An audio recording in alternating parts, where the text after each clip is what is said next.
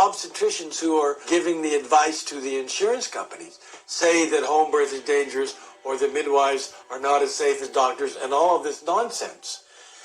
The establishment CEO in the insurance companies believes them. I've interviewed a lot of nurse midwives, and I noticed that as soon as their practice reaches more than 30% of the women in a certain hospital, the doctors will start firing them because that's too much competition. The AMA, as the trade organization for physicians, has a very clear, publicly stated stance that they will not support anything that allows for non-physicians to do anything that physicians do. I mean, you want to talk big lobby, big dollars, they can kind of call a lot of shots. I have made several attempts to get this claim reprocessed. When I explained to them that we were clearly covered, she agreed that the claim needed to be reprocessed, but of course, the computers were down. This is what we go through.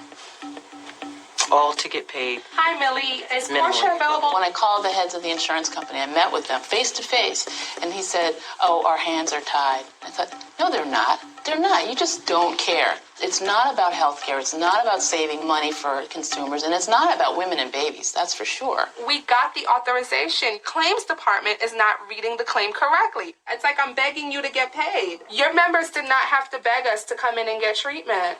You'll try and find her tomorrow. When we talk about giving mothers options, what isn't talked about is the degree to which options are being closed off to mothers. One example is birth centers, which at this point is at almost an all-time low.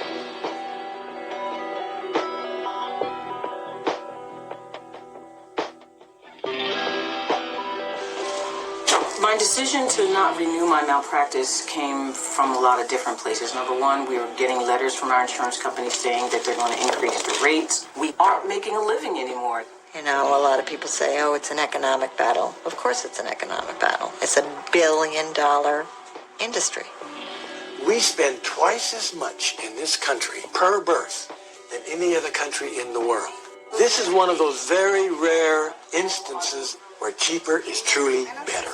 It works in all the other countries. And you know, when you look at our data, the amount of money we spend versus the outcomes we get, it sucks. I mean, there are countries that spend a third of what we have lower infant mortality. So more doesn't mean more in this case, and maybe less is more.